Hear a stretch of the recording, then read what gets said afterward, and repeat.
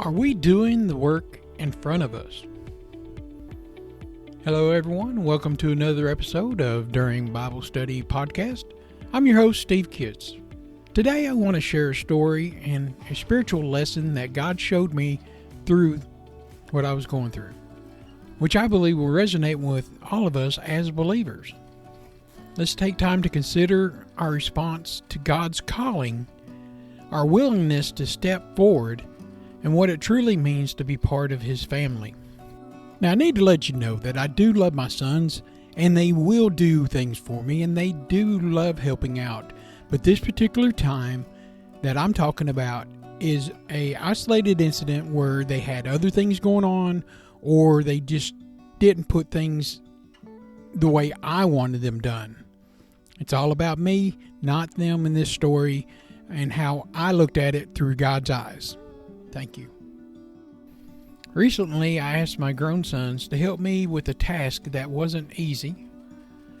Moving a heavy sofa and a recliner out of a basement, around a hillside, up a hill, and put it into the back of the truck. Now, it was clear that this job was going to be tough, and it really would require effort, strength, and cooperation. Moving is never fun or easy.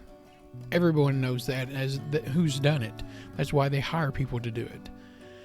But this requirement, I didn't want to do that option. I wanted to use what I had. I can tell you that my sons wasn't excited about helping. In fact, they hesitated when I asked them. When the day came to do the move of the furniture, my sons did not come to help me. I found myself having to hire a young man instead.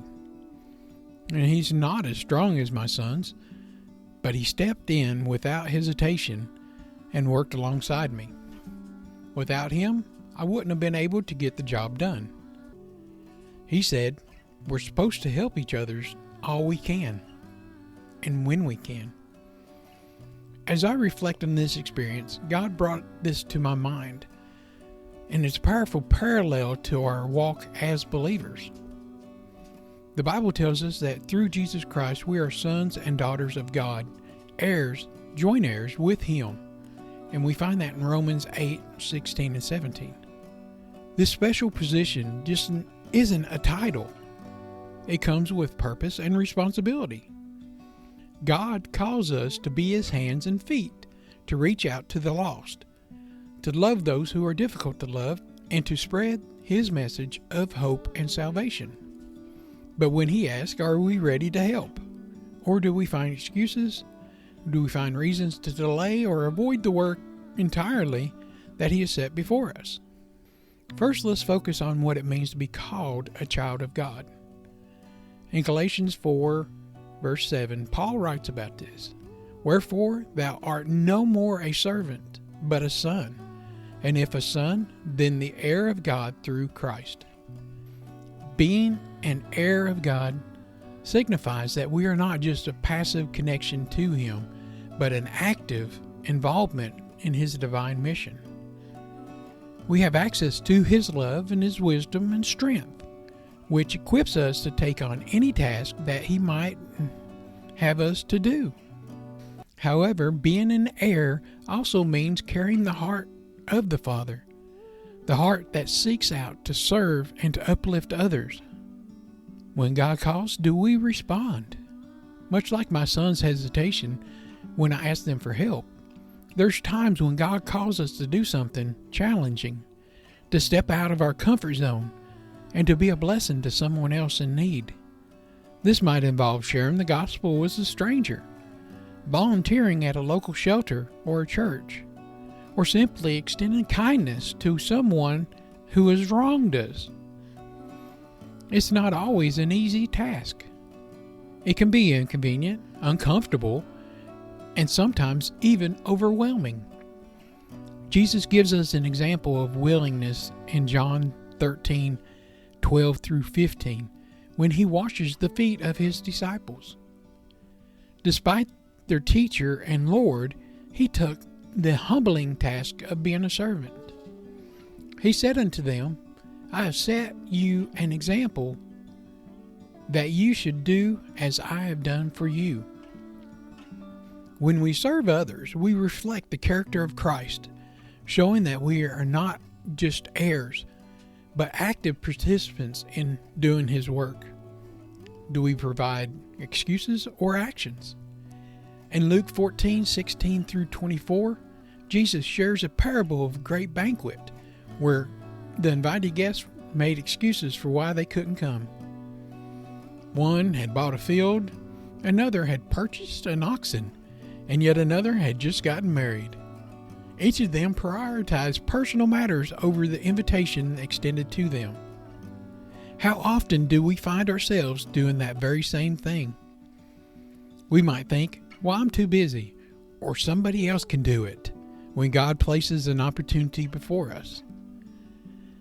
But then there are those, like this young man who helped me out to move that furniture. They may not be the strongest, or most experienced, or even the most qualified, but they have a willing heart. And God can do wonders through a willing heart. In 1 Corinthians 1:27 it reads, "But God chose the foolish things of the world to shame the wise. God chose the weak things of the world to shame the strong." The young man's willingness to help mirrored that kind of heart that God desires in His children, ready to act regardless of the cost. And what stops us from saying yes? Sometimes it's fear, pride, or doubt that can stop us from responding to God's calling. We might think that we're not skilled enough, strong enough, or that someone else can do a better job than we can. Yet God's calling isn't based on our capability, but it's on His power working through us. In Philippians 4:13, Paul reminds us of this. "I can do all things through Christ who strengthens me." When we rely on our own strength, we might hesitate. But when we trust in God's strength, we can step forward boldly. My experience with moving the furniture taught me that the task was not just about the physical strength, but the willingness. It made me ask myself, and now I'm asking you, are you willing to answer when God calls? Are we ready to step in, even when it's difficult, or inconvenient, or requires more from us than we expect to put into it? Isaiah 6 verse 8 says, "Then I heard the voice of the Lord saying, Whom shall I send? And who will go for us? And I said, Here I am, send me." Let us strive to have that kind of readiness.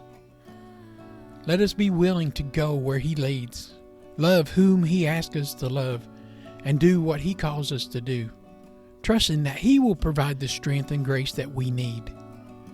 Remember, it's not about being the strongest or the most talented. It's about being willing. Be usable.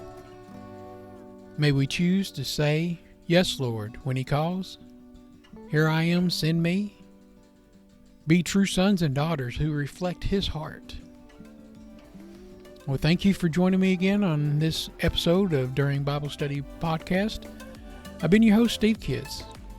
And let's commit to being the ones that doesn't hesitate when God calls, but instead step forward in faith and in love. Until next time, God bless you all. I want to take a minute to talk to you about Buzzsprout. Today is a great day to start your own podcast. Whether you're looking for a new market or a channel, may I suggest that you share your thoughts and your ideas with the world. And it's just so fun to have a talk show. Podcasting is very easy, inexpensive, and a fun way to expand your reach online. Buzzsprout is hands down the easiest and best way to launch, promote, and track your podcast. Your show can be online and listed in major podcast directories like Apple Podcasts, Spotify, Google Podcasts, iHeartRadio, and many more within minutes of finishing each recording. Podcasting isn't hard when you have the right partners, and a team that they have at Buzzsprout is passionate in helping you succeed. They want you to succeed. Join with over 100,000 podcasters already using Buzzsprout to get their message out to the world. Let's go ahead and create something together. God bless you.